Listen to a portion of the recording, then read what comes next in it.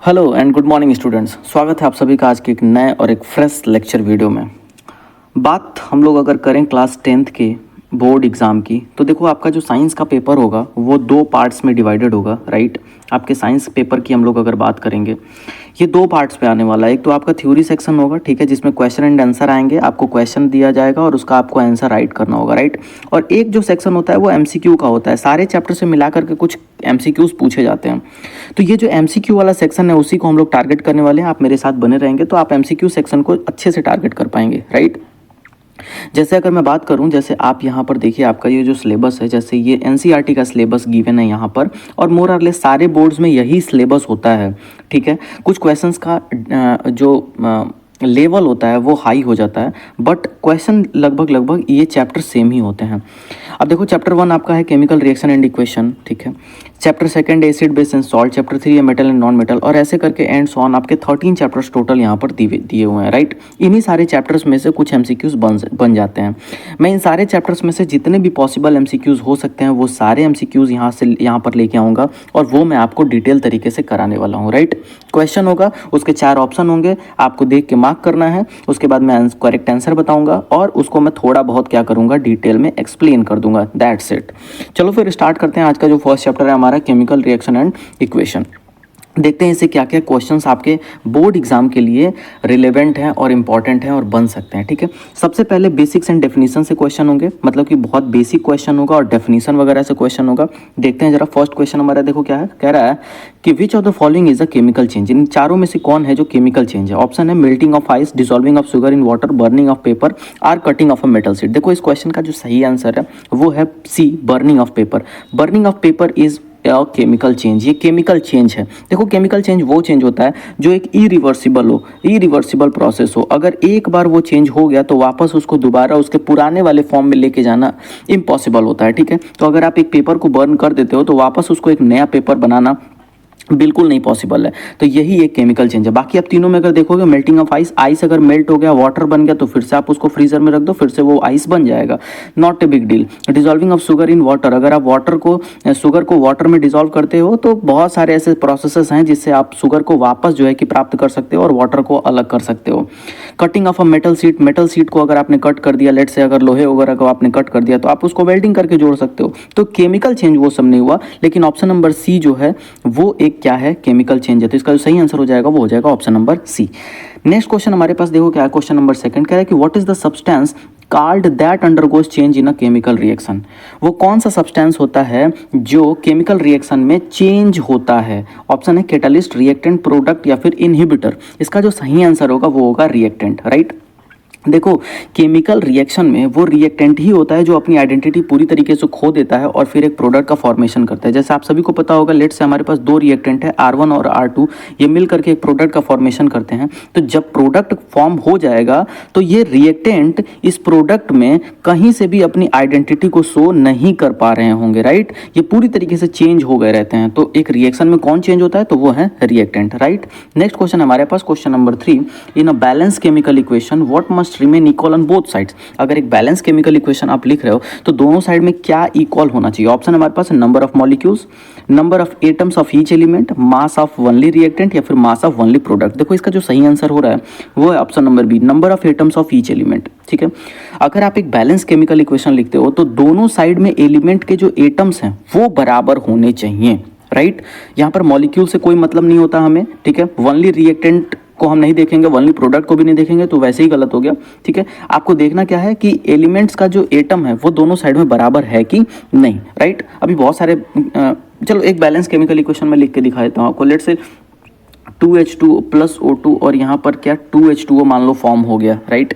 तो यहाँ पर आप देखोगे तो हाइड्रोजन यहाँ पर कितने हैं, 4, यहाँ पर भी हाइड्रोजन कितना है, 4। तो आप देखो कि दोनों साइड में हम एटम को देख रहे हैं, हाइड्रोजन ये एलिमेंट हाइड्रोजन जो है इसके जो एटम्स हैं वो कितने हैं, यहाँ पर 4 हैं, यहाँ पर भी 4 हैं। तो आप मॉलिक्यूल्स ना देख के क्या देखते हो, एटम देखते हो। आप समझ चुके होंगे, राइट। नेक्स्ट क्वेश्चन हमारे पास है question number 4, a chemical equation is the symbolic representation of a chemical reaction using, right. अगर आपको एक केमिकल इक्वेशन लिखना है, ठीक है, तो आप उसका सिंबॉलिक रिप्रेजेंटेशन किस किस चीज़ से करेंगे। ऑप्शन है words only, formulas only, symbols, formulas and plus arrow science and diagrams only. तो देखो ये जो ओनली वाले ऑप्शन होते हैं ना, हमेशा ये गलत ही होते हैं पहली चीज़, बट आपको चेक करके देखना है, ऐसा नहीं है। वर्ड्स ओनली नहीं, वर्ड्स ओनली में नहीं, फॉर्मूलाज ओनली बिल्कुल नहीं, ये ऑप्शन नंबर सी करेक्ट होगा इसका, right. Symbols, formulas and plus arrow science ये सब होने चाहिए, तब जाके आप एक बैलेंस केमिकल इक्वेशन या फिर एक केमिकल इक्वेशन आप लिख पाओगे। जैसे अभी मैंने जो इक्वेशन लिखा था उसी में मैं आपको दिखा देता हूँ, वेट, लेट्स से जैसे ये हम लोगों ने अभी लिखा था एक केमिकल इक्वेशन,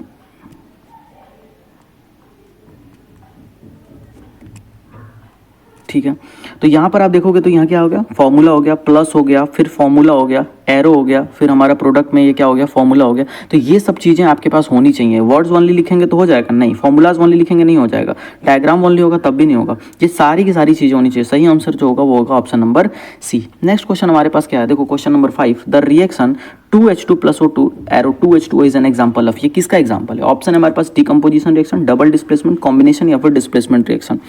अब इसका सही आंसर आप मार्क करिए, मैं आपको बता देता हूँ। इसका जो सही आंसर है वो है option number C, combination reaction. देखो यहाँ पर क्या हो रहा है, 2H2 + O2 आपस में क्या हो रहे हैं, कंबाइन हो रहे हैं, और कंबाइन होकर एक प्रोडक्ट का फॉर्मेशन कर रहे हैं। ऐसे रिएक्शन को हम क्या बोलते हैं, कॉम्बिनेशन रिएक्शन, राइट। तो इसका जो सही आंसर होगा वो ऑप्शन नंबर सी होगा। नेक्स्ट क्वेश्चन देखो क्या रहा है, इन the reaction this reaction, right, the type of reaction, इस रिएक्शन में ये कैसे टाइप का रिएक्शन है, कॉम्बिनेशन, डिकम्पोजिशन, डिस्प्लेसमेंट या फिर न्यूट्रलाइजेशन।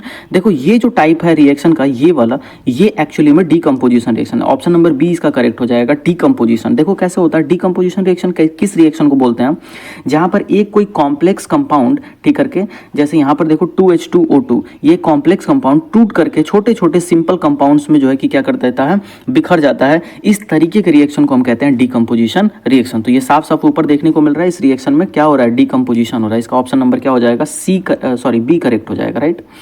नेक्स्ट क्वेश्चन हमारे पास question number 7, which of the following processes is endothermic, इसमें से कौन सा प्रोसेस है जो एंडोथर्मिक प्रोसेस है।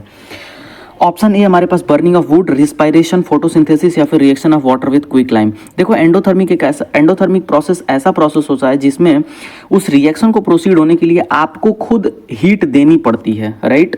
आपको हीट देनी पड़ेगी, अगर आप हीट नहीं दोगे तो फिर वो प्रोसेस होगा ही नहीं, ठीक है। तो देखो बर्निंग ऑफ वुड जब बर्न होता है, ठीक है, तो वो खुद ही आपको हीट देता है, आपको हीट तो देने की जरूरत पड़ नहीं रही है। रेस्पायरेशन जब होता है तो आप खुद ही हीट बाहर निकालते हैं, आपको हीट तो देने की जरूरत पड़ नहीं रही है। Reaction of water with quicklime, जब वाटर का रिएक्शन क्विकलाइम से होता है तो खुद ही वहां से हीट बाहर निकल रहा होता है। लेकिन फोटोसिंथेसिस एक ऐसा प्रोसेस है जिसमें आपको हीट देने की जरूरत पड़ती है, आप हीट नहीं दोगे तो ये रिएक्शन प्रोसीड ही नहीं करेगा। जैसे आप सभी लोगों को पता है फोटोसिंथेसिस में क्या होता है, सनलाइट जो है कि इंपॉर्टेंट होता है। सनलाइट अगर नहीं मिलेगा तो क्या वो प्रोसेस होगा, नहीं, बिल्कुल नहीं। तो सनलाइट आपको देनी पड़ रही है, तो जिस प्रोसेस में आपको हीट देनी पड़े that process would be called क्या, एंडोथर्मिक प्रोसेस, ठीक है। तो इसका जो सही आंसर हो जाएगा वो हो जाएगा option number C. Next question है विच प्रोसेस इज एक्सोथर्मिक। अब एक्सोथर्मिक कैसा प्रोसेस होता है, तो जैसे मैंने आपको अभी बताया कि वो ऐसा प्रोसेस जिसमें रिएक्शन जब हो रहा होगा तो वहां से खुद ही हीट बाहर निकलेगा। आप देखते हैं जरा, देखो melting of ice, dissolving ammonium chloride in water, या फिर कंबशन ऑफ कोल, या फिर वेपराइजेशन ऑफ वाटर। इसका जो सही आंसर है वो हो जाएगा option number C, combustion of coal. अगर आप एक कोल को बर्न करते हो, ठीक है, तो आपको वहां से हीट खुद ही बाहर निकल रहा होगा, आपको तो हीट देना नहीं पड़ेगा। अगर एक कोल बर्न हो रहा है तो आपको बीच बीच में हीट थोड़ी देना पड़ता है, वो एक बार आपने बर्न कर दिया और वो हीट आपको देता रहेगा। वहीं मेल्टिंग ऑफ आइस, आइस को अगर आपको मेल्ट करना है तो भाई आपको क्या करना पड़ेगा, हीट देना ही पड़ेगा। फ्रीजर में रखे रखे आइस तो मेल्ट होगा नहीं, आपको उसको बाहर निकालना पड़ेगा, रूम टेम्परेचर पे लाना पड़ेगा। तो वो एक क्या हो गया, वो ये एक एंडोथर्मिक प्रोसेस हो गया, ठीक है। Dissolving of ammonium chloride in water, water में अगर आपको अमोनियम क्लोराइड को डिसॉल्व करना है तब भी आपको हीट देना पड़ेगा, तो ये भी नहीं है exothermic. Like vaporisation of water, water का वेपराइजेशन जो होता है ये भी एक क्या है, एंडोथर्मिक ही प्रोसेस है। वाटर को अगर आपको वेपराइज करना है तो आप वाटर को क्या करोगे, पहले गैस पे रखोगे, ठीक है, गैस पे रखोगे तभी तो वो वेपर बनेगा, तो ये भी नहीं है, राइट। तो एक्सोथर्मिक कौन सा प्रोसेस हो जाएगा, कंबशन ऑफ कोल। इसका सही आंसर हो जाएगा option number C. Next question देखो क्या रहा है, question number 9, which of this is not a chemical reaction. इसमें से कौन है जो केमिकल रिएक्शन नहीं है, rusting of iron, electrolysis of water, dissolving salt in water, या फिर बेकिंग ऑफ अ केक। देखो इसमें जो है dissolving of salt in water, option number C, ये एक कोई भी केमिकल रिएक्शन नहीं है। बाकी आप देखोगे रस्टिंग ऑफ आयरन, ये बिल्कुल एक केमिकल रिएक्शन है। आप आयरन जो होता है वो O2 के कांटेक्ट में आता है और फिर रस्ट होता है वहाँ पे। इलेक्ट्रोलिसिस ऑफ वाटर, वाटर जो है कि इलेक्ट्रोलिसिस होता है तो H+ और OH- यहाँ पर आयन बनते हैं, तो ये भी एक प्रकार का क्या है, केमिकल रिएक्शन है। बेकिंग ऑफ केक, केक एक बार अगर बेक होता है तो वहाँ पर भी एक केमिकल रिएक्शन होता है, राइट। तो लेकिन dissolving of salt in water is not a chemical change, is not a chemical reaction. भाई बेकिंग सॉल्ट वाटर में डिसॉल्व अगर हो भी गया तो फिर से वाटर और सॉल्ट अलग अलग हो जाएंगे, ये कोई केमिकल रिएक्शन थोड़ी है, राइट। तो इसका जो सही आंसर हो जाएगा option number C. Okay, next question देखते हैं, क्वेश्चन नंबर 10। अब बैलेंस केमिकल इक्वेशन मस्ट ओबे। एक बैलेंस केमिकल इक्वेशन में क्या क्या होना चाहिए, तो ऑप्शन है हमारे पास law of conservation of mass, law of conservation of energy, both and B या फिर नन। देखो इसका जो सही आंसर हो जाएगा वो हो जाएगा option number B, law of conservation of energy को फॉलो करना चाहिए। Sorry law of conservation of mass. 10 का जो सही आंसर हो जाएगा वो हो जाएगा ऑप्शन नंबर क्या, ए। बैलेंस केमिकल इक्वेशन अगर है तो उसको क्या फॉलो करना चाहिए, लॉ ऑफ कंजर्वेशन ऑफ मास। दोनों साइड में मास क्या होने चाहिए सर, बराबर होने चाहिए। एनर्जी तो खैर आप बराबर नहीं कर सकते, हो सकता है कि प्रोडक्ट की एनर्जी ज़्यादा हो, रिएक्टेंट से प्रोडक्ट बना, प्रोडक्ट की एनर्जी बहुत ज़्यादा हो, या फिर ये भी हो सकता है कि प्रोडक्ट की एनर्जी बहुत कम हो, बट एनर्जी से आप नहीं वो कर सकते। लेकिन दोनों साइड में लॉ ऑफ कंजर्वेशन ऑफ मास को इसको फॉलो करना ही चाहिए, राइट। नेक्स्ट क्वेश्चन, अब देखो 1 to 10 तक हमारे पास बेसिक से क्वेश्चन थे। अभी अगला जो हमारा क्वेश्चन होगा ये राइटिंग एंड बैलेंसिंग इक्वेशन से होगा, ठीक है। जैसे कि आपने बैलेंसिंग इक्वेशंस पढ़े होंगे, राइटिंग उसको कैसे करते हैं वो सब पढ़ा होगा। तो चलो उससे क्वेश्चन आ गए हैं और करते हैं उसको, देखते हैं जरा। क्वेश्चन नंबर 11 कह रहा है कि राइट द मिसिंग प्रोडक्ट। ये एक हमारे पास इक्वेशन लिखा हुआ है और इसमें हम लोग को यहाँ पर मिसिंग प्रोडक्ट बताना है। चलो फिर देख लेते हैं ये कैसे होगा ये क्वेश्चन। जैसे लिखा हुआ है कि जिंक प्लस क्या 2HCl एरो क्या ZnCl2 और प्लस यहाँ पर जो है कि एरो मतलब कि फिल इन द ब्लैंक्स है। देखो जिंक यहाँ पर इस इक्वेशन को कुछ नहीं करना आपको, मिसिंग अगर फाइंड आउट करना है आप सिंपली इसको बैलेंस कर दो। बैलेंस करोगे जो मिसिंग होगा वो यहाँ आके बैठ जाएगा, सिंपल। जिंक यहाँ पर कितना है, 1, यहाँ पर भी जिंक कितना है, 1, बैलेंस है। हाइड्रोजन यहाँ पर कितना है, 2, इस साइड में हाइड्रोजन है ही नहीं, वही हाइड्रोजन यहाँ पर चला आएगा और H2 ही यहाँ पर मिसिंग है। यहाँ पर क्या मिसिंग है सर, H2। इसका सही आंसर क्या हो जाएगा, ये आप खुद ही देख लो। क्लोरीन यहाँ पर कितना है, 2, तो यहाँ पर भी क्लोरीन कितना है, 2। सिर्फ हाइड्रोजन ही है जो इस साइड है बट इस साइड नहीं है। और लॉ ऑफ कंजर्वेशन ऑफ मास के अकॉर्डिंग दोनों साइड में मास क्या होने चाहिए सर, बराबर होने चाहिए। तो यही मिसिंग है H2 यहाँ पर। Okay okay, so next question हमारे पास क्या है, question number 12। To balance the reaction, this reaction, ठीक है, the coefficient of Fe should be. Fe का कोफिशिएंट क्या होना चाहिए, यहाँ पर कोफिशिएंट के लिए जगह छोड़ दिया। चलो फिर इस इक्वेशन को भी देख लेते हैं। जैसे यहाँ पर क्या लिखा हुआ है सर, Fe प्लस क्या O2 और बन रहा है क्या Fe2O3। तो यहाँ पर Fe के पास क्या कोफिशिएंट आना चाहिए, चलो देखते हैं। Fe यहाँ पर कितना है सर, 1, यहाँ पर Fe कितना है, 2, तो 2 से यहाँ मल्टीप्लाई अगर मैं कर देता हूँ तो Fe हमारा यहाँ पर भी बैलेंस हो गया। ऑक्सीजन यहाँ पर कितना है, 2, यहाँ पर ऑक्सीजन कितना है, 3, तो इस ऑक्सीजन को 3 वाले को मैं 6 बना देता हूँ, 2 से मल्टीप्लाई कर देता हूँ, तो 2 से मल्टीप्लाई करके ऑक्सीजन कितना हो गया, 6। इस ऑक्सीजन में मैं 3 से मल्टीप्लाई, बैलेंस करना हो बस और कुछ नहीं। ऑक्सीजन यहाँ पर भी कितना हो गया, 6। अब यहाँ पर Fe कितना हो गया, 2 2 जा 4, तो यहाँ पर भी Fe कितना होना चाहिए, 4। तो जो मैंने 2 से मल्टीप्लाई किया तो वो अब मैं किससे कर दूंगा, 4 से। तो एक्चुअली में जो कोफिशिएंट निकल के आया वो कितना निकल के आया, 4।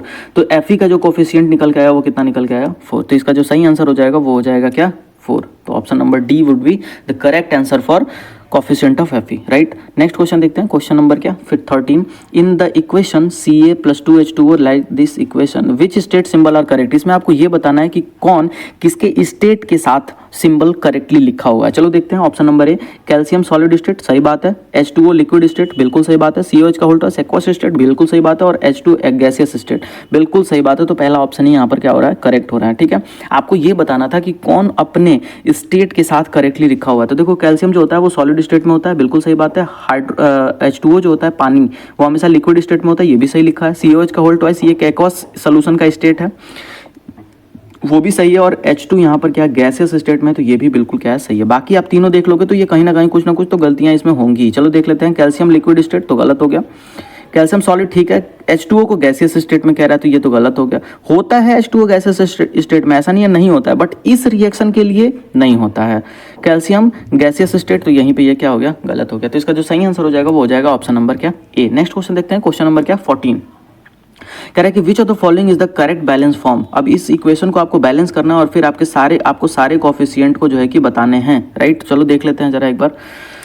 हमारे पास इक्वेशन क्या है, Al प्लस क्या O2 और बन क्या रहा है सर, Al2 क्या O 3। चलो देख लेते हैं। एल्युमिनियम यहाँ पर कितना है सर 1, यहाँ पर एल्युमिनियम कितना है 2, एल्युमिनियम में 2 से मल्टीप्लाई कर देते हैं, एल्युमिनियम क्या हो गया बैलेंस। ऑक्सीजन यहाँ पर कितना है 2, यहाँ पर कितना है 3, तो मैं इसको 2 3 जा 6 का मल्टीप्लाइड बना देता हूँ। तो 3 में 2 से मल्टीप्लाई करूँगा तो अभी ये ऑक्सीजन कितना हो गया सर 6, और इस ऑक्सीजन में 3 से मल्टीप्लाई कर देता हूँ, ये भी हो गया 6। लेकिन एल्युमिनियम यहाँ पर कितना हो गया 4, तो इसको भी बनाना पड़ेगा 4। अब कोफिशिएंट क्या निकल के आया वो आप जरा देख लो एक बार। एल्युमिनियम का कोफिशिएंट क्या निकला 4, ऑक्सीजन का कोफिशिएंट क्या निकला सर 3, और Al2O3 का कोफिशिएंट क्या निकला सर 2। तो एक्चुअली में कोफिशिएंट निकल के क्या आया 4 3 2। इसमें सही आंसर कौन आपको दिख रहा है 4 3 2, तो वो आपको ऑप्शन नंबर क्या है सी दिखाई दे रहा है 4 3 2। 14 का जो करेक्ट आंसर होगा वो होगा ऑप्शन नंबर सी।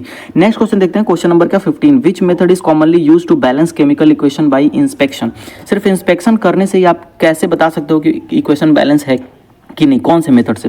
देखो आपने बैलेंस करने के बहुत सारे मेथड पढ़े होंगे स्कूल में, जैसे algebraic method, hit and trial method, oxidation reduction method या फिर आयन इलेक्ट्रॉन मेथड। इन सारे मेथड में से अगर आपको सिर्फ देख के बताना है और जल्दी बताना है तो वो एक ही मेथड है, वो है हिट एंड ट्रायल मेथड। ठीक है, अभी तक हम लोग जितने भी बैलेंस ऊपर किए हैं इक्वेशन को वो हिट एंड ट्रायल से ही किए हैं। ठीक है, तो इसका जो सही आंसर हो जाएगा वो हो जाएगा ऑप्शन नंबर क्या बी। नेक्स्ट क्वेश्चन देखो, कह रहा है कि द सिंबल दिस एरो का सिंबल इन अ chemical equation means. Chemical equation में इस एरो के सिंबल को का क्या मतलब होता है। तो ऑप्शन है हमारे पास reacts to form, equilibrium, reverse reaction या फिर नन ऑफ दिस। देखो इसका जो सही आंसर हो जाएगा वो हो जाएगा रिएक्ट्स टू फॉर्म। आप जो केमिकल रिएक्शन में ये जो एरो देखते हो ना, इसका मतलब क्या होता है, सिंपल सी बात है, इसका मतलब होता है रिएक्ट्स टू फॉर्म, राइट। ये रिएक्टेंट साइड में ये सब के सब रिएक्ट टू फॉर्म हो रहे हैं क्या, प्रोडक्ट बनाने के लिए, राइट। तो इसका जो सही मतलब हो जाएगा वो हो जाएगा option number A, right. Next question देखते हैं, क्वेश्चन नंबर क्या 17 हमारे पास। In the equation like this equation the precipitate form is. इस इक्वेशन में क्या प्रेसिपिटेट फॉर्म होगा, ठीक है। ठीक है, तो देखो यहाँ पर ये आप इक्वेशन देख लो, ठीक है, और इस इक्वेशन को आपने पढ़ा होगा स्कूल में, प्रेसिपिटेशन रिएक्शन कैसे होता है। तो इस इक्वेशन पर्टिकुलर इक्वेशन की अगर मैं बात करूँ तो इसका सही आंसर हो जाएगा वो हो जाएगा ऑप्शन नंबर क्या CpBI2। यही जो होगा इस रिएक्शन में प्रेसिपिटेट बनेगा। ओके, नेक्स्ट क्वेश्चन देखते हैं, क्वेश्चन नंबर क्या 18। विच of these is the correct representation state symbols includes. अब फिर से वही ऊपर वाला जो क्वेश्चन था वही आ गया, देखते हैं जरा कौन है जो करेक्टली लिखा हुआ। तो H2 गैसेस फॉर्म बिल्कुल सही बात है, O2 गैसेस फॉर्म बिल्कुल सही बात है, H2O लिक्विड फॉर्म बिल्कुल सही बात है। तो ऑप्शन नंबर ए यहाँ पर क्या हो जाएगा करेक्ट हो जाएगा। ठीक है, देखो H2 जो होगा ना वो हमेशा गैसेस फॉर्म में होगा, O2 जो होगा वो भी हमेशा गैसेस फॉर्म में होगा, H2O जो होगा वो लिक्विड के फॉर्म में होगा, बिल्कुल सही बात है। तो यहीं पे ये करेक्ट हो गया, बाकी तीनों ऑप्शन अपने आप में गलत होंगे कहीं ना कहीं। चलो देख लेते हैं। H2 लिक्विड स्टेट गलत, H2 अगर है H2 तो भाई वो हमेशा ही गैसियस स्टेट में होगा, याद रखना है। H2 गैसेस सही बात है, Cl2 गैसियस, HCl एक्वस। तो देखो यहाँ पर Cl2 जो है ना वो गैसियस फॉर्म में हो भी सकता है और नहीं भी हो सकता है, एक्वस स्टेट में HCl हो भी सकता है और नहीं भी हो सकता है, ये लिक्विड स्टेट में भी हो सकता है, तो ये गलत हो जाएगा। कार्बन सॉलिड, ऑक्सीजन गैसियस, ये गैसियस, तो बिल्कुल ये भी इनकरेक्ट हो जाएगा। तो इसका जो सही आंसर हो जाएगा वो हो जाएगा 18 का क्या ए। नेक्स्ट क्वेश्चन देखते हैं, क्वेश्चन नंबर क्या 19। The reaction this reaction Mg में यहाँ पर देखो यहाँ पर गैप है, ठीक है, O2 और MgO when balance gives coefficient. क्या कोफिशिएंट देखो, चलो इसको बैलेंस कर लेते हैं भाई। क्या है ये हमारे पास, लेट से 1 मिनट। ओके, तो क्या है हमारे पास क्या सर Mg प्लस क्या O2 और क्या बना रहा है MgO। अब देखते हैं जरा इसका बैलेंस करके। Mg यहाँ पर कितना है 1, यहाँ पर भी Mg कितना है 1, यहाँ पर ऑक्सीजन कितना है 2, यहाँ पर ऑक्सीजन 2, तो 2 से मल्टीप्लाई कर दो। ऑक्सीजन यहाँ पर भी कितना हो गया 2, यहाँ पर भी 2, बट इस ऑक्सीजन में 2 से मल्टीप्लाई करना पड़ेगा। कोफिशिएंट निकल के सामने आ गया हमारे। चलो देख लेते हैं क्या क्या कोफिशिएंट मिला हमें। तो Mg का कोफिशिएंट कितना मिला 2, O2 का कोफिशिएंट कितना मिला 1 और MgO का कोफिशिएंट कितना मिला 2, तो 2 1 2। इसका जो करेक्ट आंसर हो जाएगा वो हो जाएगा 2 1 2। ऑप्शन नंबर ए ही करेक्ट हमें दिखाई दे रहा है। इसका जो सही आंसर हो जाएगा वो हो जाएगा ऑप्शन नंबर ए 2 1 2। ओके, नेक्स्ट क्वेश्चन देखते हैं, क्वेश्चन नंबर क्या 20। कह रहा है कि in the reaction this reaction the oxidising agent is. इसमें ऑक्सीडाइजिंग एजेंट कौन है, तो ऑक्सीडाइजिंग एजेंट और रिड्यूसिंग एजेंट आपको समझ में आना चाहिए ये क्या होता है। ठीक है, देखो जो 20 का करेक्ट आंसर है वो ऑप्शन नंबर बी क्या H2O। ऑक्सीडाइजिंग एजेंट क्या होता है, देखो ऑक्सीडाइजिंग एजेंट का मतलब होता है वो जो ऑक्सीजन प्रोवाइड करे। तो जिसके पास ऑक्सीजन होगा वही तो प्रोवाइड करेगा। तो यहाँ पर H2O के पास ऑक्सीजन है तो ये ऑक्सीडाइजिंग एजेंट हो गया, राइट। नेक्स्ट क्वेश्चन हमारे पास जो होगा वो होगा टाइप ऑफ रिएक्शन से। ठीक है, टाइप ऑफ रिएक्शन देखो 4 टाइप के रिएक्शन एक्चुअली होते हैं और उन्हीं से क्वेश्चन यहाँ पर बनेगा। चलो देखते हैं 21 क्वेश्चन क्या कह रहा है कि Fe plus CuSO4 plus this example of. ये किसका एग्जाम्पल है, ऑप्शन है कॉम्बिनेशन, डीकम्पोजिशन, डिस्प्लेसमेंट या फिर डबल डिस्प्लेसमेंट। देखो इसका जो करेक्ट आंसर है वो है एक्चुअली यहाँ पर डिस्प्लेसमेंट रिएक्शन। ऑप्शन नंबर क्या सी करेक्ट होगा इसका। ठीक है, कैसे भाई, देखो डिस्प्लेसमेंट रिएक्शन कैसा रिएक्शन होता है जहाँ पर एक कोई ठीक है, ज़्यादा रिएक्टिव होगा, ठीक है ना, ज़्यादा रिएक्टिव, कम रिएक्टिव वाले को क्या करेगा,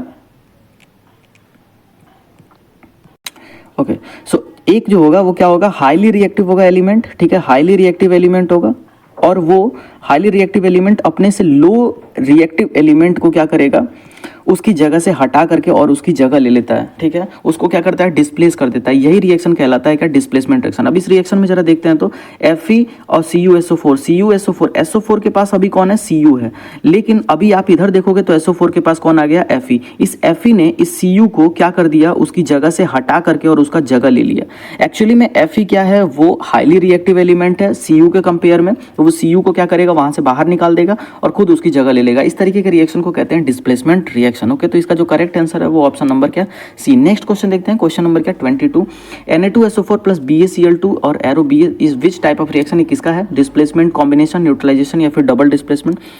देखो इसका जो करेक्ट आंसर है वो है option number D, double displacement है ये। अभी मैंने ऊपर आपको डिस्प्लेसमेंट समझाया, तो ये डबल डिस्प्लेसमेंट क्या होता है, देखो जहां पर डिस्प्लेसमेंट में क्या हो रहा था कि एक जो होता है हाईली रिएक्टिव वो लो रिएक्टिव वाले को क्या कर देता है, उसकी जगह से हटा देता है।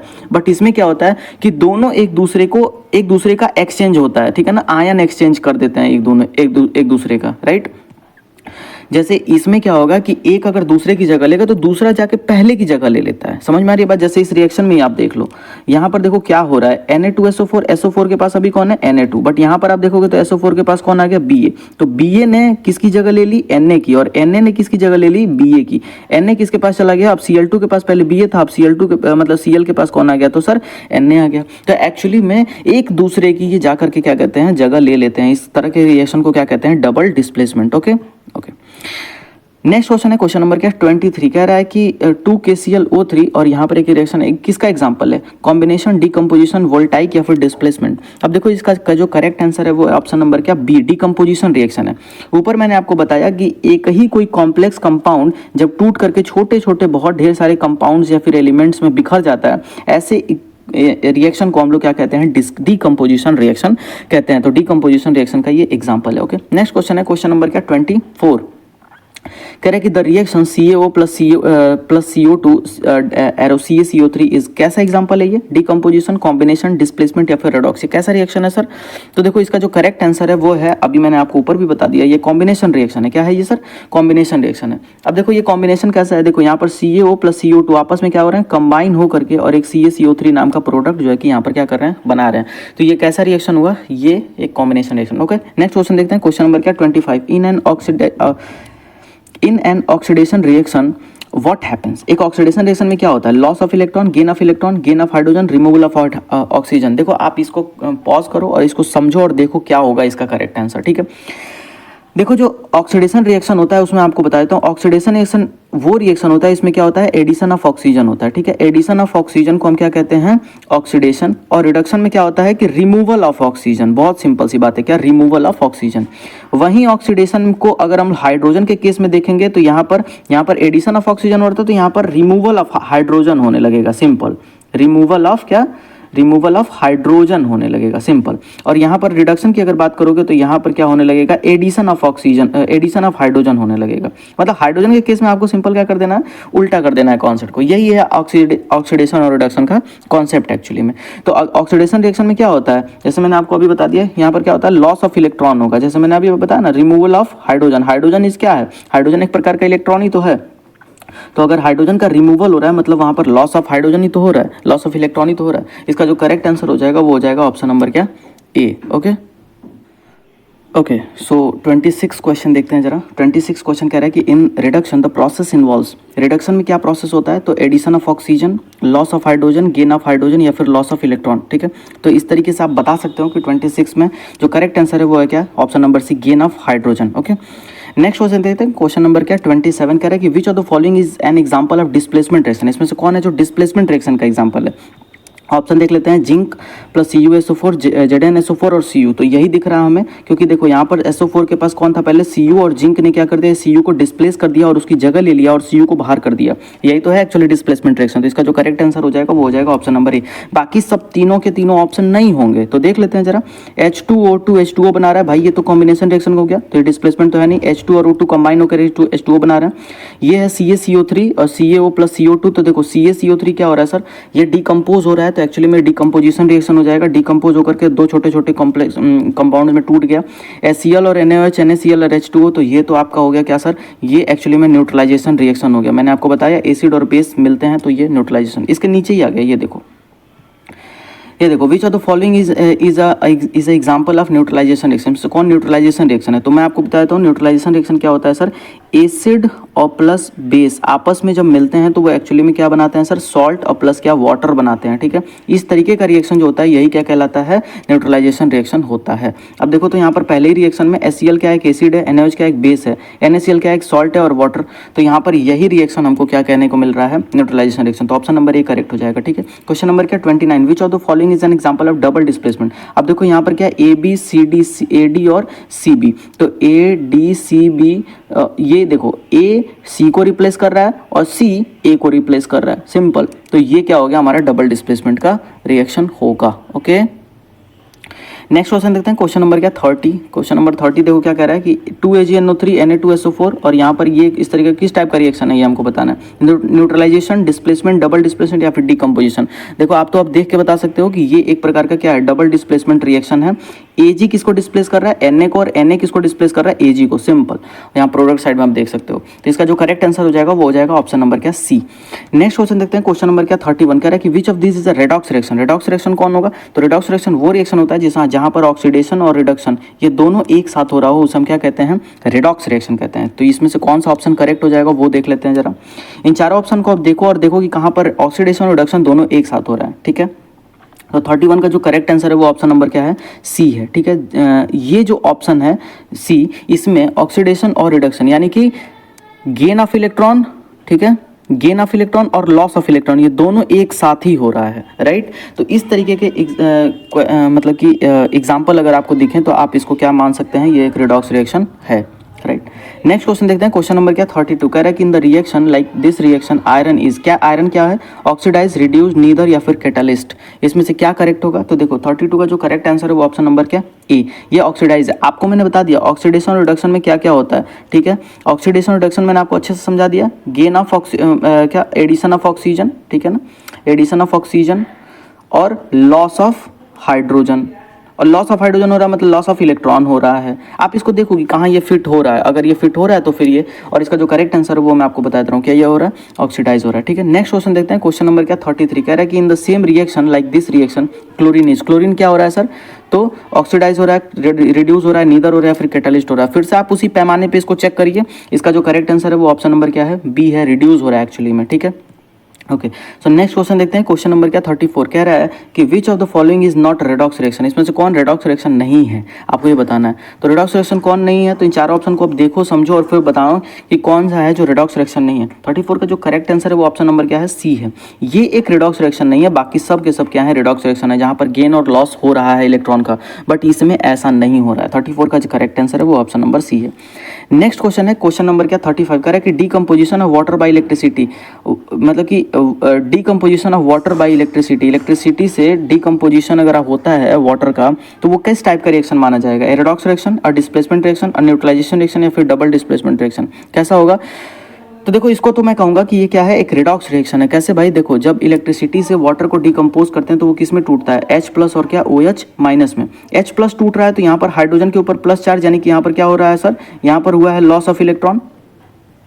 OH माइनस में एक नेगेटिव चार्ज आया है, डेवलप हुआ है, यानी कि यहाँ पर क्या हो रहा है सर, एक गेन ऑफ इलेक्ट्रॉन हुआ है। ठीक है, एक गेन ऑफ क्या हुआ है, इलेक्ट्रॉन हुआ है। तो यहाँ पर लॉस ऑफ इलेक्ट्रॉन और गेन ऑफ इलेक्ट्रॉन दोनों यहाँ पर हो रहा है। तो इस तरीके के रिएक्शन को हम क्या कहते हैं सर, रेडॉक्स रिएक्शन बोलते हैं। Okay okay, so next question देखते हैं। अब हमारे पास जो क्वेश्चंस होंगे वो कहाँ से होंगे सर, ओके अब हमारे पास जो नेक्स्ट क्वेश्चन होंगे वो होंगे applications, observation and reaction condition से होंगे। ठीक है, अब देखते हैं इसमें क्या क्वेश्चन बन पाता है। क्वेश्चन नंबर 36 कह रहा है magnesium ribbon is rubbed before burning because it has a coating of. ठीक है, ऑप्शन क्या है, basic magnesium carbonate, basic magnesium oxide, basic magnesium sulphide या फिर बेसिक मैग्नीशियम क्लोराइड। देखो इसमें आपको पूछ रहा है कि मैग्नीशियम रिबन को जब जलाना होता है तो उसको रब क्यों करते हैं, उसको साफ क्यों करते हैं। आप लैब में जब गए होंगे तो आप देखोगे मैग्नीशियम रिबन जब सर जलाने जा रहे होंगे उसको, तो उससे पहले वो उसको क्लीन करते हैं कपड़े से। ऐसा क्यों करते हैं, क्योंकि उसके ऊपर एक्चुअली में मैग्नीशियम ऑक्साइड जम गया होता है, सफ़ेद सफ़ेद कलर का ऑक्साइड जमा होता है, उसी को वो क्लीन करते हैं। जब तक वो क्लीन नहीं होगा तब तक वो मैग्नीशियम को जलने ही नहीं देगा, उसके ऊपर कार्बन इकट्ठा होगा लेकिन वो जलेगा नहीं। तो एक्चुअली में मैग्नीशियम रिबन के ऊपर क्या जमा होता है सर, मैग्नीशियम ऑक्साइड जमा होता है, इसलिए वो उसको जलने नहीं देता है। ठीक है, इसका नेक्स्ट क्वेश्चन देखते हैं। क्वेश्चन नंबर क्या 37 कह रहा है कि silver chloride turns grey when expose to sunlight because. Silver chloride जो होता है वो ग्रे कलर का क्यों हो जाता है जब उसको हम लोग एक्सपोज करते हैं सनलाइट में। तो इसका सिंपल सा रीजन है, ऑप्शन देख लेते हैं। Silver is oxidise, silver is chloride is decomposes to silver plus chlorine, या फिर क्लोरीन सबलाइम्स, या फिर D silver chloride forms oxide. इसका जो एक्चुअली में करेक्ट आंसर है वो ऑप्शन नंबर बी है कि सिल्वर क्लोराइड जो होता है वो डिकम्पोज हो जाता है किस में, सिल्वर और प्लस क्लोरीन में। देखो जब कभी भी आप सिल्वर क्लोराइड को सनलाइट में रखते हो ना तो सनलाइट के से ये रिएक्शन कर लेता है सिल्वर क्लोराइड। सिल्वर क्लोराइड क्या करता है, सनलाइट के साथ ही रिएक्शन कर लेता है, मतलब सनलाइट में जो हीट होती है ना उसी से रिएक्ट कर लेता है और रिएक्ट करके अपने आप को सिल्वर प्लस क्लोरीन में अलग अलग तोड़ देता है और इसीलिए एक्चुअली में सिल्वर का जो कलर है ग्रे कलर वो दिखाई देना शुरू हो जाता है। ठीक है, नेक्स्ट क्वेश्चन देखते हैं। क्वेश्चन नंबर क्या 38 कह रहा है कि which of the following is use in white washing and it is obtained by heating lime stone. कह रहा है विच of the following use in white washing, इसमें व्हाइट वॉशिंग में किसका इस्तेमाल होता है, और obtained by heating lime stone, lime stone heat करने पे वो प्राप्त होगा। ये कौन है भाई, तो CaOCl2, CaOH hold by CaO या फिर CaCO3। भाई सिंपल सी बात है कि घर को वाइट वॉश अगर आपको करना है वो आप करोगे CaO से। तो 38 का जो करेक्ट आंसर हो जाएगा वो हो जाएगा क्या, ऑप्शन नंबर सी। ओके, अब आप ये वाली लाइन को भी याद कर लेना, वीडियो पॉज करो याद करो कि और ये जो है व्हाइट वॉशिंग में तो इस्तेमाल होता ही है, साथ ही साथ ये ऑब्टेन्ड होता है, प्राप्त होता है किससे, by heating lime stone. Lime stone से हीट करने के बाद कौन प्राप्त होता है, CO। डायरेक्टली एग्जाम में क्वेश्चन बन सकता है कि बाय हीटिंग लाइम स्टोन क्या प्राप्त होगा, तो CaO यहाँ पर जो है कि प्राप्त होगा। ठीक है, नेक्स्ट क्वेश्चन देखते हैं। क्वेश्चन नंबर क्या 39, reaction of water with quick lime CaO is. ठीक है, reaction of water with quick lime CaO is कैसा प्रोसेस है ये, वाटर का अगर हम लोग क्विक लाइम CaO के साथ रिएक्शन करा दें तो वो कैसा रिएक्शन होगा, एक्सोथर्मिक, एंडोथर्मिक, न्यूट्रल या फिर रिवर्सिबल। इसका जो करेक्ट आंसर है वो ऑप्शन नंबर क्या ए, एक्सोथर्मिक प्रोसेस होगा वो। ठीक है, देखो जब कभी भी वाटर का रिएक्शन CaO के साथ होता है वो खुद ही वहाँ से हीट बाहर निकलता है, और जब किसी भी रिएक्शन में हीट खुद ही बाहर निकल रही हो वो रिएक्शन कैसा कहलाता है, एक्सोथर्मिक। ओके, चलो नेक्स्ट क्वेश्चन देखते हैं। क्वेश्चन नंबर क्या 40 हमारे पास है, कह रहा है कि why is hydrogen peroxide is kept in coloured bottle. क्यों हाइड्रोजन पेरोक्साइड जो होता है वो एक कलर्ड बॉटल में हमेशा रखा जाता है। तो ऑप्शन है हमारे पास to prevent evaporation, to slow down photo decomposition, to speed up reaction, to avoid spillage. भाई देखो इसका सिंपल सा रीजन है कि to slow down the photo decomposition. Actually में जो हाइड्रोजन पेरोक्साइड होता है ये सनलाइट से बड़ा सेंसिटिव होता है, और अगर नॉर्मल किसी वाइट या फिर इस तरह की बॉटल में रखा जाएगा तो क्या हो जाएगा, वो सनलाइट डायरेक्टली जाएगा और वो रिएक्ट कर जाएगा। इसलिए इसको कलर्ड बॉटल में रखते हैं ताकि ये फोटो डिकम्पोजिशन जो है कि क्या हो सके, थोड़ा स्लो हो सके, जल्दी ना हो। राइट, नेक्स्ट क्वेश्चन देखते हैं। क्वेश्चन नंबर क्या 41 कह रहा है कि which of the following indicates formation of precipitate. इसमें से कौन सा इंडिकेशन है जो प्रेसिपिटेट का रिएक्शन मतलब प्रेसिपिटेट का इंडिकेशन कर रहा है।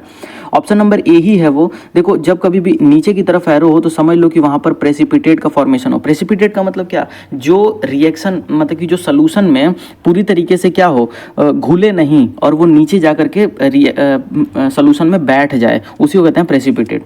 ऊपर का जो एरो है ये गैस को दिखाता है, किसको, गैस को दिखाता है, मतलब अगर ऊपर का एरो लगा है तो समझ लो वहाँ से गैस बाहर निकल रही है। ये जो एरो है ये रिएक्ट्स टू फॉर्म है, ऊपर ही हमने देखा, और जी का मतलब गैस। ठीक है, नेक्स्ट क्वेश्चन है क्वेश्चन नंबर क्या 42 कह रहा है कि in the reaction this reaction, ठीक है ना, द सब्सटेंस ऑक्सीडाइज्ड इज। इसमें से कौन सा सब्सटेंस है जो ऑक्सीडाइज होगा। फिर से आप उसी पैमाने पे इसको चेक करो और समझो। ठीक है, ठीक है, अभी देखो इसका जो करेक्ट आंसर हो जाएगा वो हो जाएगा 42 का ऑप्शन नंबर बी HCl। यहाँ पर HCl जो होगा वो क्या होगा, ऑक्सीडाइज होगा। ओके, नेक्स्ट क्वेश्चन देखते हैं बाकी।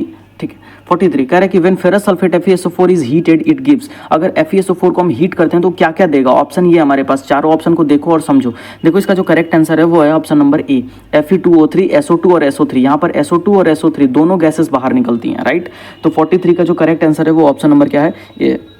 नेक्स्ट क्वेश्चन देखते हैं। क्वेश्चन नंबर 44 कह रहा है कि the change in which energy is absorbed is called. The change in which energy is absorbed is called exothermic, endothermic, neutral या फिर आइसोएंथैल्पिक। आइसोएंथैल्पिक तो आपके सिलेबस में नहीं है, ये आपका है ही नहीं एक्चुअली।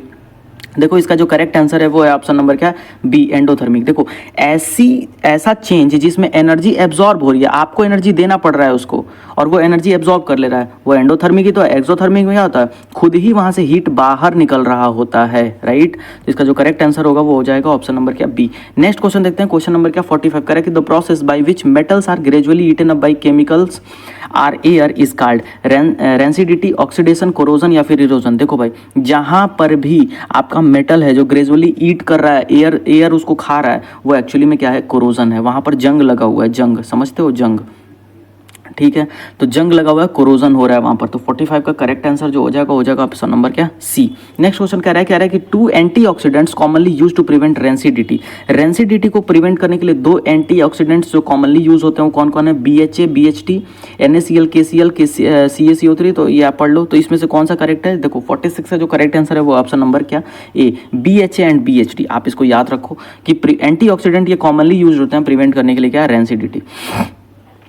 नेक्स्ट क्वेश्चन है क्वेश्चन नंबर क्या 47 कह रहा है कि which gas when passing through lime water produces milky precipitate. कौन सा गैस है जब ऐसा होता है तो वहां पर क्या करता है, वो वाटर को जो है कि प्रोड्यूस करता है मिल्की प्रेसिपिटेट। ऑप्शन है CO, CO2, SO2, H2।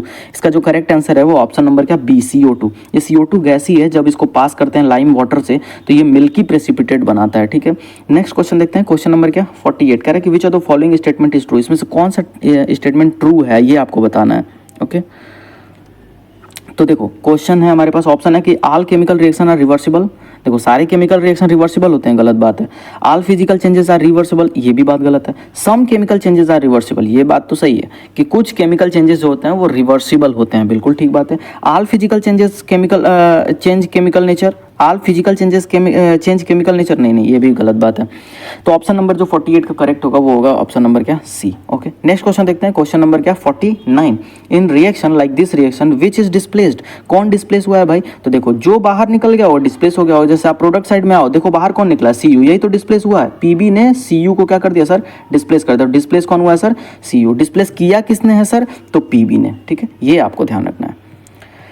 Next question देखते हैं, क्वेश्चन नंबर क्या 50 कह रहा है कि in the decomposition of ammonium chloride like this reaction, इसमें डिकम्पोजिशन हो रहा है, this is endothermic, exothermic, redox या फिर प्रेसिपिटेशन। ये कौन सा रिएक्शन है, ठीक है, ये कौन से टाइप का रिएक्शन है ये हमें बताना है, ठीक है। तो इसका जो करेक्ट आंसर हो जाएगा वो हो जाएगा क्या एंडोथर्मिक। ये कैसा रिएक्शन है, एंडोथर्मिक। देखो जितने भी डिकम्पोजिशन रिएक्शन होते हैं वो सब के सब कैसे रिएक्शन होते हैं सर, एंडोथर्मिक होते हैं, ठीक है। क्यों, क्योंकि डिकम्पोजिशन तभी पॉसिबल होगा, कोई चीज़ तभी टूटेगी जब आप उसको एनर्जी दोगे, राइट। आप एनर्जी नहीं दोगे तब तक वो टूटेगी ही नहीं। तो एनर्जी अगर आप दे रहे हो तो फिर वहाँ पर कौन से रिएक्शन हो रहा है, एंडोथर्मिक। एक्सोथर्मिक तो वो रिएक्शन है ना जब वो खुद ही एनर्जी आपको दे रहा हो, ठीक है ना, ओके। अब नेक्स्ट के जो 50 क्वेश्चंस तो हमने पूरे कर लिए, आगे के जो 50 क्वेश्चंस हैं वो अब हम लोगों का अगला टारगेट होगा एडवांस एंड मिक्स टॉपिक। अब यहाँ से थोड़ा सा एडवांस टाइप के क्वेश्चंस होंगे, ठीक है। अब देख लेते हैं जरा, थोड़ा एडवांस टाइप के क्वेश्चन हम लोग कर लेते हैं, advance and mix type questions. Question 51 कह रहा है कि which of the following is a redox reaction. कौन है जो रेडॉक्स रिएक्शन है, फिर से आप इसको चारों ऑप्शन को देखो और खुद से बताओ कि इसमें से कौन है जो रेडॉक्स रिएक्शन होगा, राइट। मैं इसका करेक्ट आंसर आपको बता देता हूँ। इसका जो करेक्ट आंसर है वो है क्या, ऑप्शन नंबर बी। ये जो है यहाँ पर ये क्या हो रहा है, एक रेडॉक्स रिएक्शन यहाँ पर है ये, ठीक है। ये कैसा रिएक्शन है, एक रेडॉक्स रिएक्शन है, राइट। यहाँ पर give and take of electron हो रहा है। ऑप्शन नंबर क्या, क्वेश्चन नंबर क्या 52 कह रहा है कि in which reaction is oxygen remove from a compound. Oxygen जिसमें से रिमूव होता है, तो भाई बहुत ही सिंपल सी बात है कि वो क्या है, रिडक्शन है। बस जहाँ से भी ऑक्सीजन रिमूव हो वो क्या है, रिडक्शन है। जहाँ से ही ऑक्सीजन का एडिशन हो वो क्या है, ऑक्सीडेशन है, simple. Next question, question number क्या 53 कह रहा है कि the reaction, this reaction is example of. ये किसका एग्जांपल है सर, ये हमें बताना है। डबल डिस्प्लेसमेंट, रिडॉक्स, न्यूट्रलाइजेशन या फिर प्रेसिपिटेशन, ये आप बता दो जरा तो ये किसका है। तो देखो मैं यहाँ पर देख पा रहा हूँ कि ये जो 53 है ये एक्चुअली में रिडॉक्स रिएक्शन है। क्या है सर, ये रिडॉक्स रिएक्शन है, ठीक है। अब आप इसको समझते रहना कैसे ये रिडॉक्स रिएक्शन होगा, राइट। 54 कह रहा है कि in the reaction, this reaction what happens to aluminium. Aluminium के साथ क्या हुआ सर, एल्युमिनियम के साथ क्या हुआ, इट ऑक्सीडाइज, इट रिड्यूस्ड या फिर इट रिमेंस अनचेंज या फिर एक्ट एज कैटालिस्ट।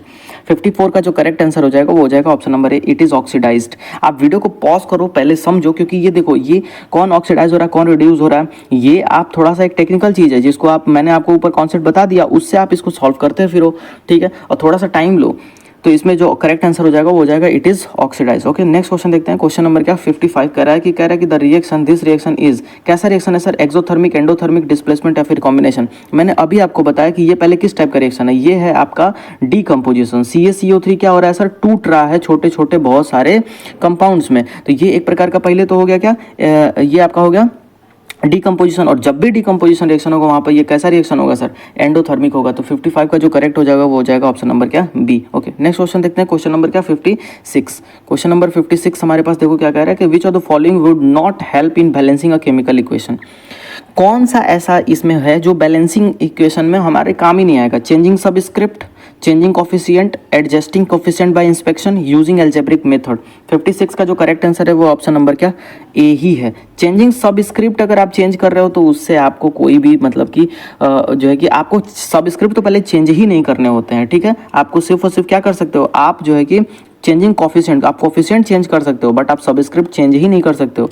तो ये जो है इसका क्या हो जाएगा, करेक्ट हो जाएगा। सबस्क्रिप्ट समझते हैं आप लोग? जैसे आप देखिए, जैसे मान लो मैं लिख रहा हूँ 2H2 + O2 और क्या 2H2O, तो जैसे ये नीचे वाला जो 2 है ना, ये सबस्क्रिप्ट है। तो आप ये वाले 2 को चेंज कर सकते हो बट ये वाले 2 को आप नहीं छू सकते हो, ठीक है ना। तो वही यहाँ पर ये कह रहा है, ठीक है। नेक्स्ट क्वेश्चन देखते हैं। क्या क्वेश्चन नंबर क्या 57 कह रहा है कि which statement is correct in redox reaction? Redox reaction में कौन सा करेक्ट होता है? ऑप्शन है कि ऑक्सीडेशन रिडक्शन ऑकर टुगेदर, तो बिल्कुल यही हमें मिल ही गया ऑप्शन, तो आगे क्यों बढ़ना। वनली ऑक्सीडेशन ऑकर नहीं, वन रिडक्शन नहीं, नीदर ऑकर्स नहीं। रिडॉक्स रिएक्शन में क्या होता है, ऑक्सीडेशन और रिडक्शन दोनों बिल्कुल एक साथ हो रहा होता है। ओके, नेक्स्ट क्वेश्चन देखते हैं। क्वेश्चन नंबर क्या 58। In reaction this reaction which species is oxidising agent? कौन सा स्पीसीज जो ऑक्सीडाइजिंग एजेंट की तरह काम कर रहा है? तो आप पहले इसको पॉज करो और खुद देखो। 58 का जो करेक्ट आंसर हो जाएगा वो हो जाएगा option number B. Oxidising agent की तरह वही काम करेगा जो ऑक्सीजन प्रोवाइड कर सकता हो, और O2 ही ऑक्सीजन प्रोवाइड यहाँ पर कर पा रहा है। तो यहाँ पर ऑप्शन नंबर क्या, बी करेक्ट हो जाएगा। नेक्स्ट क्वेश्चन देखते हैं। क्वेश्चन नंबर 59 कह रहा है कि why must a chemical equation be balance? एक केमिकल इक्वेशन बैलेंस क्यों होना चाहिए? To satisfy law of conservation of mass, to satisfy law of conservation of energy, to make it look neat, या फिर नन ऑफ दिस। तो ऊपर हम लोगों ने इस क्वेश्चन के बारे में चर्चा किया है कि भाई देखो हमें ना लॉ ऑफ कंजर्वेशन ऑफ मास से मतलब है, एनर्जी से कोई मतलब नहीं है। Law of conservation of mass, law of conservation of मास को सेटिस्फाई करने के लिए एक केमिकल इक्वेशन को क्या होना चाहिए सर, बैलेंस होना चाहिए। Okay, next question, question number 60 कह रहा है कि in the reaction like this reaction oxygen gas is, oxygen gas क्या है? ऑक्सीजन गैस ये प्रोडक्ट है, रिएक्टेंट है, कैटालिस्ट है, या फिर प्रेसिपिटेट है? आप पहली चीज तो ये देखो ना कि ये किस साइड में है, ऑक्सीजन किस साइड में है, ऑक्सीजन गैस किस साइड में है, तो ये प्रोडक्ट की साइड में, तो ऑब्वियस सी बात है ये क्या होगा, एक प्रोडक्ट होगा, राइट। और रिएक्टेंट कौन है, ये हमारा रिएक्टेंट है, तो रिएक्टेंट साइड में अगर होता तो वो रिएक्टेंट होता, ठीक है। ओके, नेक्स्ट क्वेश्चन है, क्वेश्चन नंबर क्या 61 कह रहा है कि which of the following statement about exothermic reaction is true? Exothermic reaction के बारे में कौन सी बात करेक्ट है? अब एक्सोथर्मिक रिएक्शन वो रिएक्शन होता है जहां से खुद ही हीट बाहर निकल रहा हो, आपको हीट देने की जरूरत नहीं है। एब्जॉर्ब हीट नहीं भाई, एब्जॉर्ब हीट तो एंडोथर्मिक ना, एंडोथर्मिक हीट एब्जॉर्ब करता है, आप दोगे और वो उसको एब्जॉर्ब कर लेगा। रिलीजेस हीट, बिल्कुल एक्सोथर्मिक रिएक्शन में वो क्या करता है, हीट रिलीज करता है, खुद ही वो हीट रिलीज करेगा। नो हीट चेंज, बिल्कुल गलत बात है। Only occurs at high temperature, ये बात भी गलत है। तो इसका जो करेक्ट आंसर हो जाएगा वो हो जाएगा ऑप्शन नंबर क्या, बी। ओके, नेक्स्ट क्वेश्चन देखते हैं। क्वेश्चन नंबर क्या 62 कह रहा है कि which one is an example of photochemical decomposition? कौन है जो फोटोकेमिकल डीकम्पोजिशन का एग्जांपल है? देखो भाई, फोटोकेमिकल की अगर जहां कहीं भी बात आ जाए और आपको अगर सनलाइट दिख जाए, भाई वही आंसर मार्क करके आगे बढ़ जाना, ठीक है ना। सिंपल सी बात है कि फोटोकेमिकल, फोटोसिंथेसिस, फोटो डीकम्पोजिशन, ये सब चीज़ें वहीं पर होती हैं जहाँ पर सनलाइट होगा। सनलाइट में फोटो लगा दिया जाता है, ठीक है।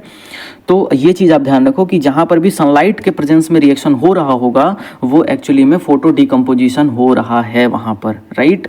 ओके, चलो फिर नेक्स्ट क्वेश्चन देखते हैं हम लोग। क्वेश्चन नंबर क्या 63। क्वेश्चन नंबर 63 क्या कहता है, इन the reaction like this reaction which is the base? इसमें से बेस कौन है? बेस समझते हो ना, मतलब कि एसिड, बेस एंड सॉल्ट। तो इसमें से बेस कौन है? तो 63 में आप करेक्ट आंसर मार्क करो। इसका जो करेक्ट आंसर हो जाएगा वो हो जाएगा CaOH का whole twice, option number C. ये क्या है, एक बेस है, right. Okay, next question, question number क्या 64 कह रहा है कि which of these reactions proceeds via ionic exchange? कौन सा रिएक्शन है जो आयनिक एक्सचेंज द्वारा जो है कि क्या होगा, प्रोसीड होगा? तो मैंने आपको ऊपर ही बता दिया कि जहां कहीं भी डबल डिस्प्लेसमेंट होगा वो एक्चुअली में आयन एक्सचेंज द्वारा, आयनिक एक्सचेंज द्वारा वो रिएक्शन प्रोसीड होगा। ओके, तो ऑप्शन मुझे सिंपल सा दिखाई दे रहा है कि यही ऑप्शन नंबर बी ही है जहां पर डबल डिस्प्लेसमेंट हो रहा है, और डबल डिस्प्लेसमेंट हो रहा है मतलब वहां पर क्या होगा, आयनिक एक्सचेंज द्वारा वो प्रोसीड होगा, राइट। क्वेश्चन नंबर क्या 65 कह रहा है कि in which of the following does hydrogen gas get oxidised? इसमें से किस रिएक्शन में हाइड्रोजन ऑक्सीडाइज हो रहा है ये आपको बताना है। तो चारों ऑप्शन फिर से आप पॉज करो वीडियो, चारों ऑप्शन को देखो और फिर आप बताओ कि कौन सा ऐसा कौन है जो है कि ऑक्सीडाइज हो रहा है। तो देखो 65 का जो करेक्ट आंसर है वो ऑप्शन नंबर क्या ए है। यहाँ पर ये हाइड्रोजन जो है, यहाँ वाला हाइड्रोजन जो है वो एक्चुअली में क्या हो रहा है, ऑक्सीडाइज हो रहा है। ओके, नेक्स्ट क्वेश्चन देखते हैं। क्वेश्चन नंबर क्या 66 कह रहा है कि विच reaction is used in extraction of metals. Metal के एक्सट्रैक्शन में कौन सा रिएक्शन हम लोग इस्तेमाल करते हैं, डिस्प्लेसमेंट, न्यूट्रलाइजेशन, डीकम्पोजिशन या फिर प्रेसिपिटेशन। तो देखो भाई इसका जो करेक्ट आंसर है वो है एक्चुअली में क्या, ए, डिस्प्लेसमेंट रिएक्शन। डिस्प्लेस कर देता है एक मेटल जाके दूसरे मेटल को और आसानी से हम उस मेटल को एक्सट्रैक्ट कर लेते हैं, बाहर निकाल लेते हैं। एक्सट्रैक्शन में सबसे ज़्यादा जो मदद करता है वो है क्या, डिस्प्लेसमेंट रिएक्शन। 66 का जो करेक्ट आंसर है वो है क्या है, ए है। 67 की बात करें तो देखो 67 में कह रहा है कि which of the following is true for precipitation reaction. Precipitation reaction के लिए कौन सा करेक्ट है, ठीक है। प्रेसिपिटेशन रिएक्शन के लिए कौन, no insoluble product is formed, insoluble product precipitate is form. तो बिल्कुल यही सही बात है। Only gases evolve, only heat evolve. तो वनली वाले को मैं कहूँगा हर बार आप देख के थोड़ा इग्नोर कर दिया करो, बाकी सब पे पहले ध्यान दिया करो। तो ये वनली वाले तो वैसे ही गलत हो जाते हैं। कह रहे हैं कि no insoluble product is form, नहीं भाई ऐसा कुछ भी नहीं है। Insoluble product formed is formed, बिल्कुल प्रेसिपिटेट फॉर्म हो रहा है। तो प्रेसिपिटेशन रिएक्शन में प्रेसिपिटेट ही तो फॉर्म होगा। तो बिल्कुल ऑप्शन नंबर बी यहाँ पर क्या हो जाएगा सर, करेक्ट हो जाएगा। ओके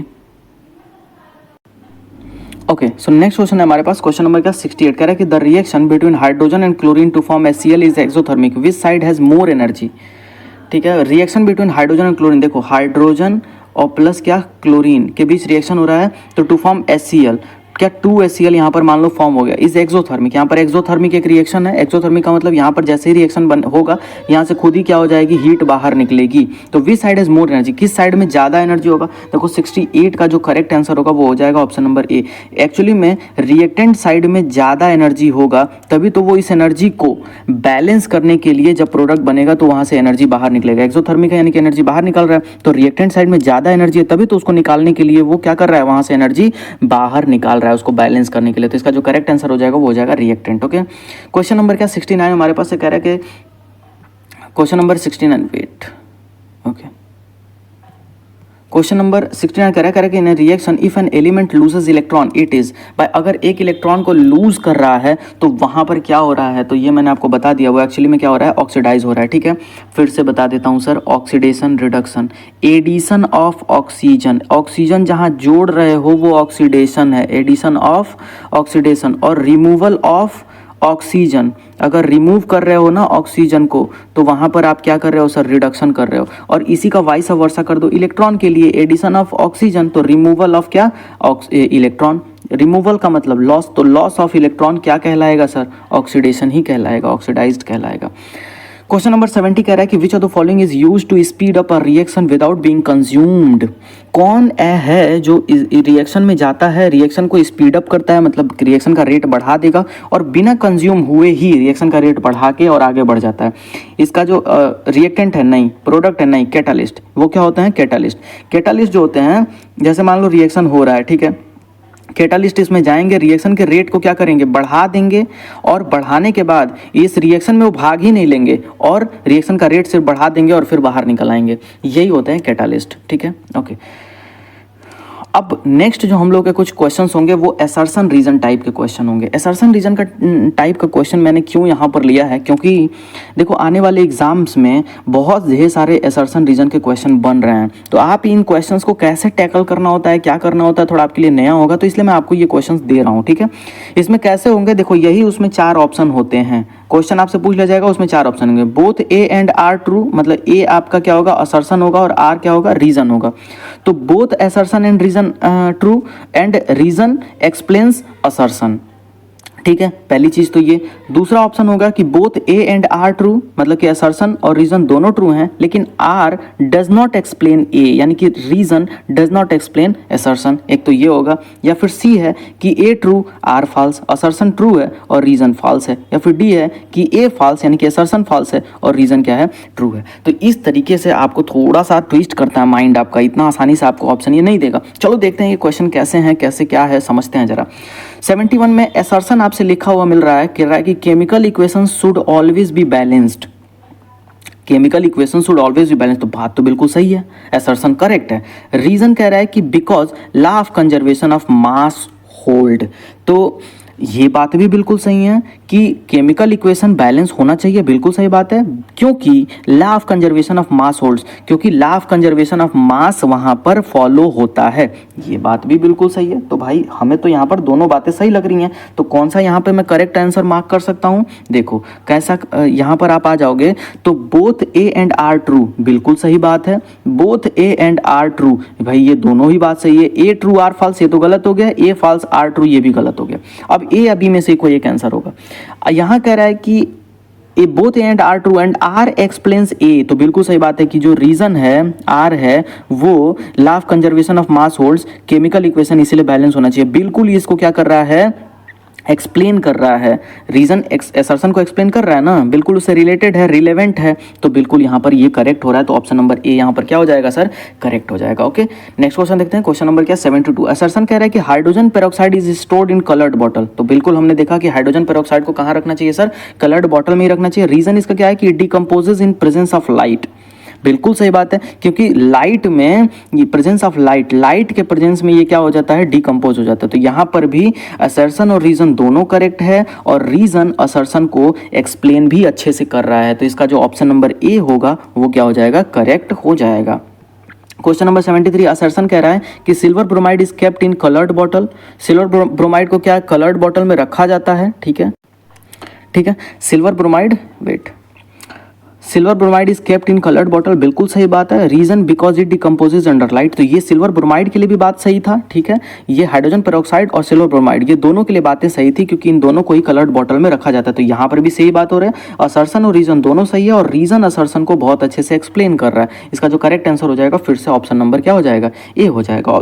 74 क्वेश्चन कह रहा है, असर्शन में कह रहा है colour of copper sulphate solution changes when an iron nail is dipped, ठीक है। 74 क्वेश्चन में कह रहा है कि colour of copper sulphate solution changes when iron nail is dipped, reason कह रहा है। तो ये बिल्कुल सही बात है, आपने पढ़ा होगा अगर बुक में, तो ये पढ़ा होगा कि कॉपर सल्फेट अपना सोल्यूशन का कलर चेंज कर देता है जब एक आयरन नेल को उसमें डिप्ट करते हैं। रीजन क्या है, because copper is displaced by iron forming iron sulphate, क्योंकि आयरन नेल जैसे आप डिप करते हो, आयरन क्या करता है, डिस्प्लेस कर देता है किसको, कॉपर को, राइट।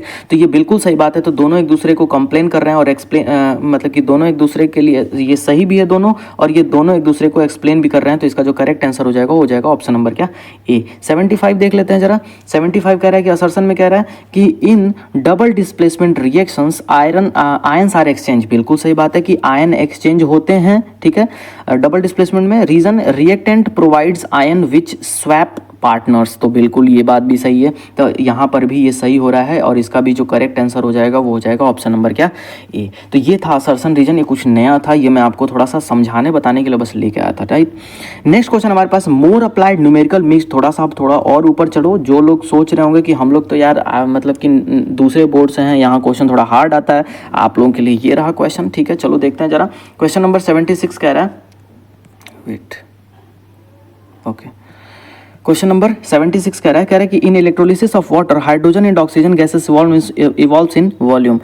वाटर के इलेक्ट्रोलिसिस में हाइड्रोजन गैस किस रेशियो में इवॉल्व होता है, ये आपको यहाँ पर बताना है। तो देखो हाइड्रोजन और ऑक्सीजन, यही है वाटर का इलेक्ट्रोलिसिस। किस रेशियो में भाई, हाइड्रोजन किस रेशियो में, 2, ऑक्सीजन 1। तो इसका जो रेशियो निकल के आया क्या, 2:1। तो इसका जो करेक्ट आंसर हो जाएगा वो हो जाएगा option number B. Next question कह रहा है, question number 77, if 2 moles of H2 react with 1 mole of O2 how many moles of H2O are formed. अगर 2 मोल H2 रिएक्ट होता है, ठीक है, 1 मोल O2 से, तो कितने मोल H2O फॉर्म होगा, ये हमें बताना है, राइट। तो देखो इसको आप सॉल्व करो, इसका जो करेक्ट आंसर हो जाएगा वो हो जाएगा ऑप्शन नंबर बी। देखो 2 मोल H2 का, ठीक है, और O2 यहाँ पर बना रहा है, और क्या बना दे रहे हैं, ये 2H2O बना दे रहे हैं, ठीक है, ये 2 मोल, और इसका तो इसका भी कितना मोल बनेगा, ये 2 मोल ही तो है, राइट। मोल वगैरह अभी मैं नहीं बता रहा हूँ, अगर आप पढ़े हो स्कूल में तो आप इसको खुद सॉल्व करो, और इसका करेक्ट आंसर 2 होगा, right. Next question, question number 78 कह रहा है कि when iron is put into copper sulphate solution which ion is reduced. कौन रिड्यूस होगा भाई, तो आपको ये बताना है। तो क्वेश्चन नंबर 78 का जो करेक्ट आंसर है वो ऑप्शन नंबर क्या, ए, Cu। Cu क्या कर जाएगा, देखो आयरन को, जैसे मान लो यहाँ पर क्या कॉपर सल्फेट का विलयन है, किसका, कॉपर सल्फेट, CuSO4 का विलयन है, CuSO4 का यहाँ पर सोल्यूशन है। इसमें आप एक आयरन नेल को डिप कर दिए, एंड आयरन नेल में क्या होगा, Fe होगा, और Fe जानते ही हो आप लोग हाईली रिएक्टिव है Cu से। आयरन चला जाएगा Cu के पास और Cu को वहां से डिस्प्लेस कर देगा, तो कौन रिड्यूस हो रहा है, तो Cu2+ वहां से क्या हो रहा है सर, रिड्यूस हो रहा है। नेक्स्ट क्वेश्चन है हमारे पास, क्वेश्चन नंबर क्या 17 कह रहा है इन the reaction like this reaction which element changes oxidation state, कौन सा एलिमेंट है जो अपना ऑक्सीडेशन स्टेट चेंज करेगा। इसका ऑप्शन देख लेते हैं, अपना ऑक्सीडेशन स्टेट चेंज करेगा कौन है, ऑप्शन है Fe, Mn, K और S sulphur.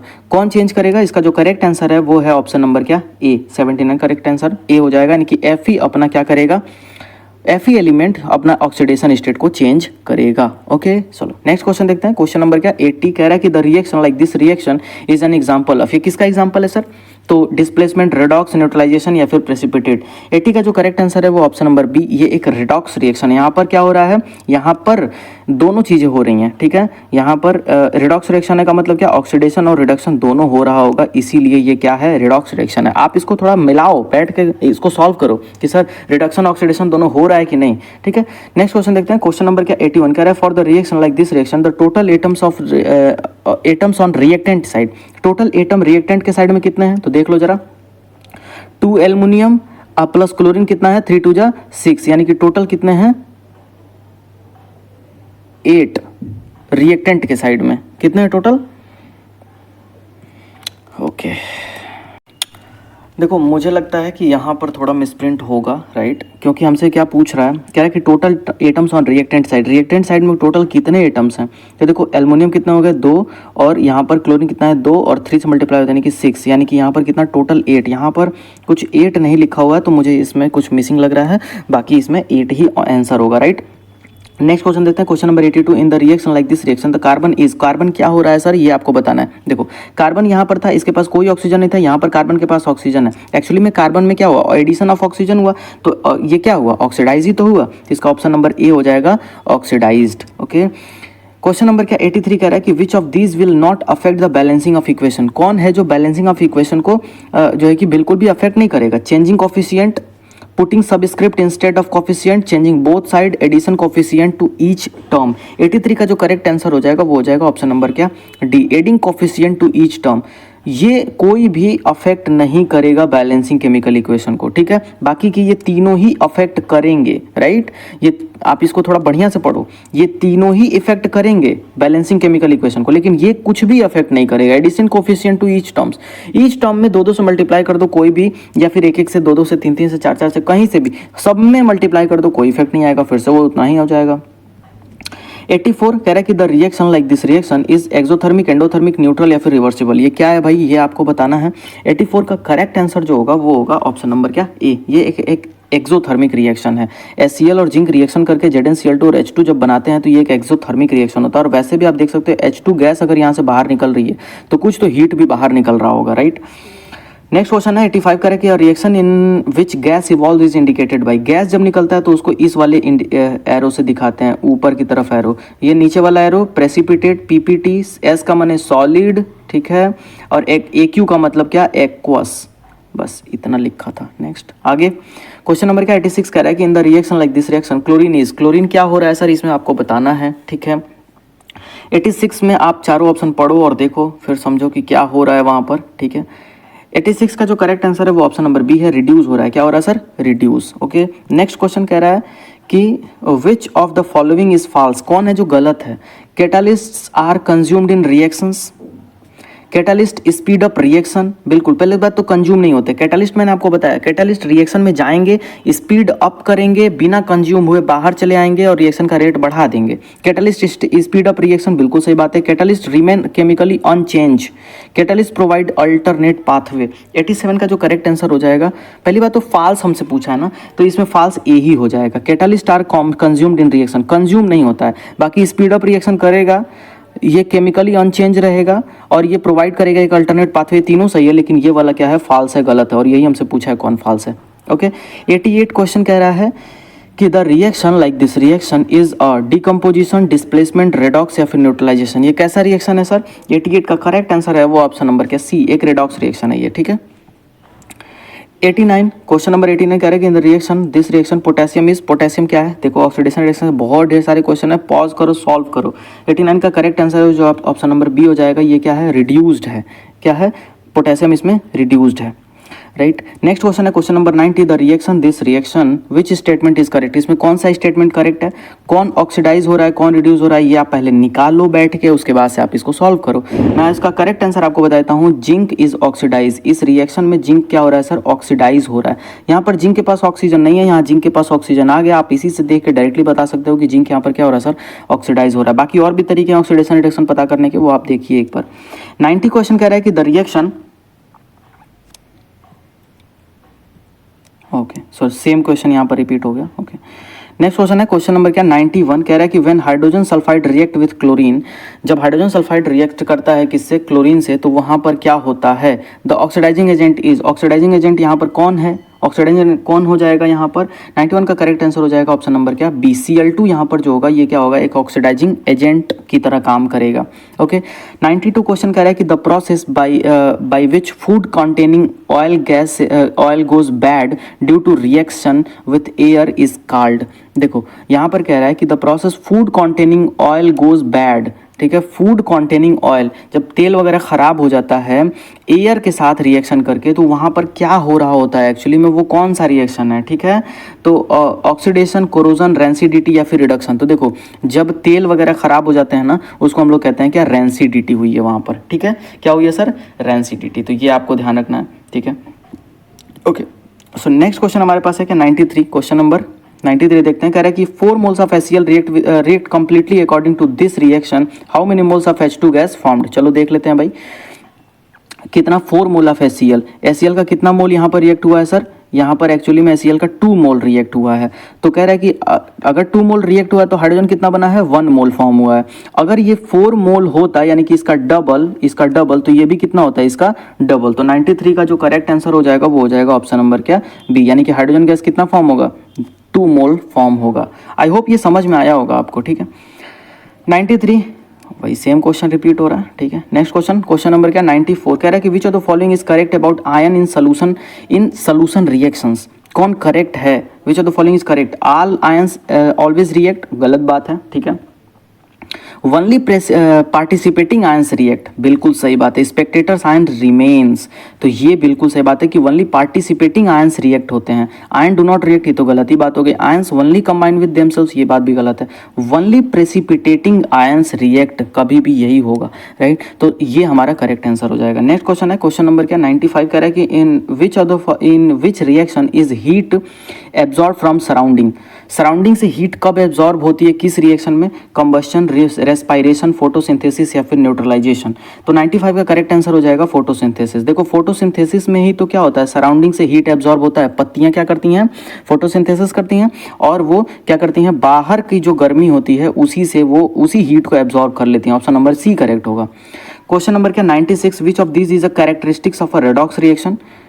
Which of these is a characteristics of a redox reaction. Redox reaction की कैरेक्टरिस्टिक्स क्या होती? No electron transfer occurs, only hydrogen exchange, only oxygen exchange. तो 96 का करेक्ट आंसर जो हो जाएगा वो हो जाएगा ऑप्शन नंबर क्या? B, electron transfer occurs. मैंने आपको बताया अभी कि रेडॉक्स रिएक्शन में क्या होता है? इलेक्ट्रॉन ट्रांसफर होता है, ठीक है।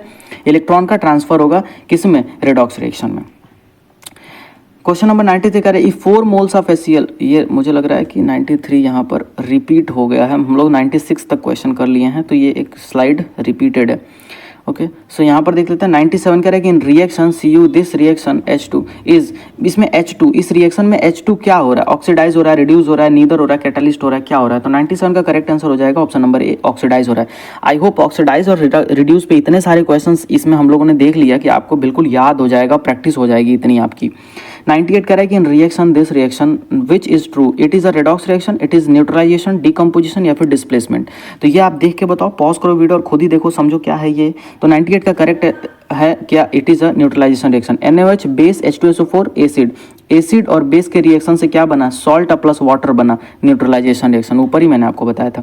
Question number 99 in chemical equation the term AQ denotes क्या, सॉलिड को डिनोट करता है, नहीं, सॉलिड को कौन डिनोट करता है, एस, गैसियस नहीं, गैसियस को कौन डिनोट करता है, जी, aqueous that is dissolved in water, बिल्कुल सही बात है, तो सी ऑप्शन करेक्ट हो जाएगा। प्रेसिपिटेट नहीं, प्रेसिपिटेट तो पीपीटी, ये तो बिल्कुल भी नहीं।